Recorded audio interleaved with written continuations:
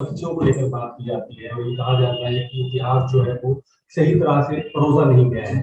आपको क्या लगता है ये सवालिया निशान सिर्फ एक कम्युनिटी को लेकर नहीं है, इतिहास जिन लोगों ने लिखा है या जो इतिहास को लेकर लगातार सवाल में आते रहे हैं उसको लेकर ये सवाल किया जा रहा है, आप किस तरह से देखते हैं इसको?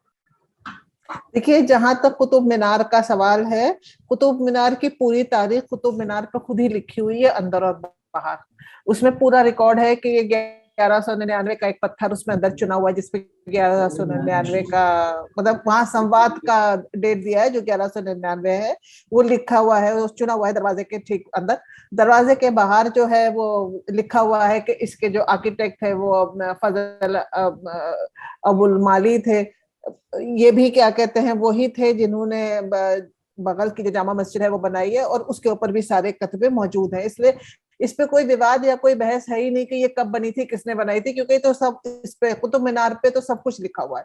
जहां तक ताजमहल का सवाल है, उसके ऊपर सब कुछ जितने डॉक्यूमेंट्स हैं सारे कुछ बादशाहनामा में, अमल साली में, और उस जमाने की जो और किताबें थी 1631 से लेके शाहजहां का जो पूरा अहद रहा है, उसमें जितनी किताबें हैं सब में पूरी तारीख दी हुई है। इसलिए फरमान मौजूद है जयपुर के सिटी पैलेस में, जहाँ पे कॉम्पेंसेशन दिया गया है 4 हवेलियों का, मानसिंह की एक हवेली के बदले में। इसलिए कोई इसमें विवाद है ही नहीं, कोई बहस की गुंजाइश है ही नहीं, तो सब मौजूद है। और जहां तक खोदने का सवाल है, हम कहाँ तक खोदेंगे? हिंदुस्तान की तारीख इतनी पुरानी है, इतनी एंशिएंट है, हम कहाँ तक जाएंगे? तो क्या लगता है आपको कि ये क्यों ऐसा हो रहा है? मतलब आपने कहा कि इतनी पुरानी तारीख है और उस तारीख 800 साल पीछे इतिहास में जाने की जरूरत क्यों पड़ रही है और हम इसको नेक्स्ट क्यों एंटरटेन कर रहे हैं? हमारी सोसाइटी में क्यों मीडिया इसको एंटरटेन कर रहा है, क्यों इस पर बहसें हो रही? तो क्या लगता है आपको? कि ये जो जहां तक पॉलिटिक्स का सवाल है, इस पे तो मैं कुछ नहीं कहना चाहूंगी, वो मेरा काम भी नहीं है। जो मेरा काम है वो तारीख का है, इतिहास का। उस पर मैं कहूंगी कि तारीख में जो हम देखते हैं जिस तरह की बातें हुई हैं, उस जमाने में मोनार्की थी, बादशाहत थी, राजा थे, बादशाह थे, शहनशाह थे। आज हम कॉन्स्टिट्यूशनल डेमोक्रेसी में रह रहे हैं, तो हमको आज के दिन लॉ ऑफ द लैंड और कॉन्स्टिट्यूशन के हिसाब से जाना है। हम उस वो नहीं कर सकते कि जो बादशाह ने जब जैसा चाहा कर लिया, वो जमाने गए। हम आजकल अपनी मर्जी से नहीं कर सकते, हम जो लीगल है वो ही कर सकते हैं। जी, एक बात बार बार कही जाती है कि गलत हिस्ट्री पढ़ाई गई है और ये क्लेम किया जाता है कि गलत हिस्ट्री पढ़ाई जा रही है और गलत तथ्य दिए जा रहे हैं। मैंने अभी पहले भी ये सवाल किया था, मैं दोबारा इसलिए दोहरा रहा हूँ क्योंकि आप एक इतिहासकार हैं। ये सवाल आपके ऊपर उठाया जा रहा है कि गलत हिस्ट्री पढ़ाई जा रही है। ये गलत हिस्ट्री ये क्या है, मतलब क्या कहना चाहते हैं? हिस्ट्री गलत नहीं पढ़ाई जा रही। मैंने एनसीईआरटी की किताबों से स्कूल में पढ़ाया है बच्चों को, और बहुत ही बैलेंस्ड हिस्ट्री है। हर क्लास में, क्लास 6, 7, 8, 9, 10 में हर साल में एक पीरियड पढ़ाया जाता है। जैसे शुरू में अर्ली मैन है, तो उसमें आपका हड़प्पन और वो सब केव शेल्टर वो सब आ जाता है। उसी हिसाब से सब चलता रहता है उसमें क्लास 10 तक, और हम खत्म करते हैं फ्रीडम मूवमेंट पर। तो इसलिए हिस्ट्री काफी बैलेंस्ड है। जहां तक री राइटिंग का सवाल है, हिस्ट्री जो है वो लिखी जाती है सबूतों के बुनियाद पे। एक पूरा सब्जेक्ट है हिस्टोरियोग्राफी करके। हिस्ट्री ऐसे शक पे नहीं लिखी जा सकती, और हिस्ट्री अपने मन मुताबिक नहीं लिखी जा सकती, और ना किसी ने लिखी है। आप एनालिसिस उसका कर सकते हैं कि ये हुआ, इसका ये एनालिसिस है, लेकिन आप तारीख नहीं बदल सकते। तो जो भी हिस्ट्री लिख रहा है वो हिस्टोरियोग्राफी का इस्तेमाल करे, जो पुख्ता सबूत है, प्राइमरी सेकेंडरी सोर्सेस हैं, उनको चेक करे, क्रॉस चेक करे, और फिर लिखे। देखिए, हर बादशाह जो है उसको उसके कंटेक्स्ट में देखना चाहिए, उसके जमाने के कंटेक्स्ट में देखना चाहिए। जिसने अच्छा किया या बुरा करा, आप उनको उनके जमाने से जज करिए, आज की लेंस से ना जज करें। और वो तो सबके सामने है कि किसने क्या किया, औरंगजेब ने क्या किया, कि अकबर ने क्या किया, वो सबके सामने है।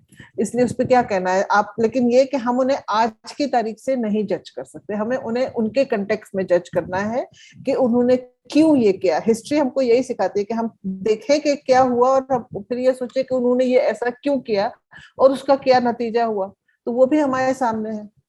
एज ए हिस्टोरियन आप किस तरह से जो एक हिस्ट्री को लेकर एक झूठ दिखाया जा रहा है, कोशिश की जा रही है कि जो हिस्ट्री थी नहीं वो दिखाने की कोशिश की जा रही है, आप कैसे मासेस को ये बताने की कोशिश करेंगे कि सच्चाई क्या है या हिस्ट्री असल में क्या है?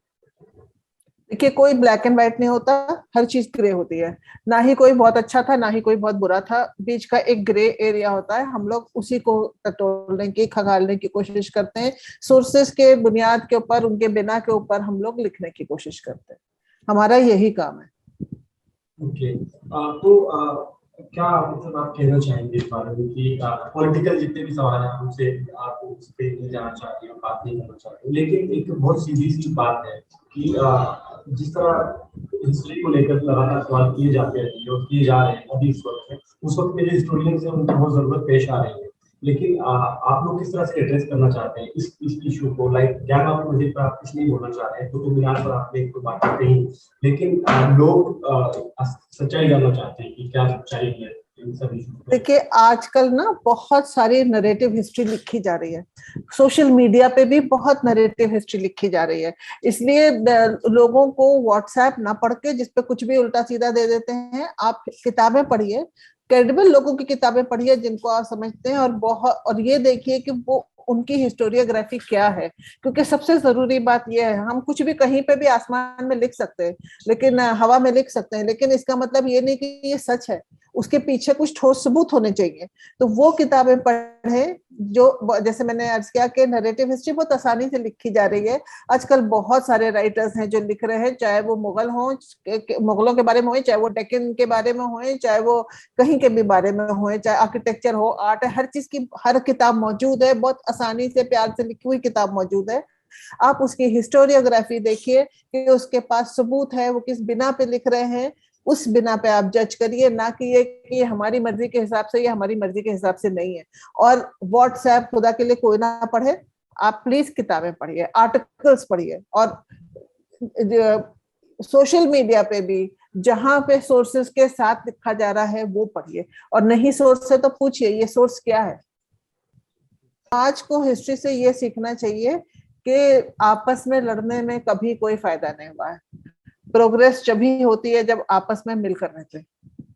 हिस्ट्री से कोई ऐसा एग्जांपल है जहां पर जो रूलर्स थे उनका किस तरह से जो यहाँ की जो डाइवर्सिटी थी उसमें किस तरह से वो लोग कंट्रोल करते देखिए दो लोग हैं जिनके नाम के आगे ग्रेट लगाया गया है, एक अशोका द ग्रेट, एक अकबर द ग्रेट। और दोनों के जमाने में हार्मनी थी अमंगस्ट पीपल। लोग प्यार से रहे। बादशाहों का रूल जो था, अदर जो था, वो लॉ जो था वो बहुत ही इवन था, सबके लिए बराबर था। और उन लोगों ने, दोनों ही बादशाहों ने आम जो अवाम था उसके लिए काम किया, उनके लिए चीजें बनाई, उनके लिए आगे काम बढ़ा करा, एडमिनिस्ट्रेशन पुख्ता किया, इन सब चीजों पे कंसंट्रेट किया। और जहां तक जैसे उसके अशोका के एडिक्ट्स मौजूद है जिसमें उन्होंने दुनिया भर की बातें कही हैं लोगों के फायदे के लिए। अकबर के जमाने में सुलह कुल था, सब तरह की उसने ये बातें की। और कम्युनल हार्मनी थे, ट्रांसलेशन प्रोजेक्ट थे कि लोग आपस में एक दूसरे के बारे में जाने। हमको ये जरूरी है कि हम एक दूसरे के बारे में जाने, नफरत से नहीं, प्यार से रहें, एक साथ रहें और आगे बढ़ें। ओके, हमसे बात करने के लिए आपका बहुत बहुत शुक्रिया। आप लोगों के लिए थैंक यू।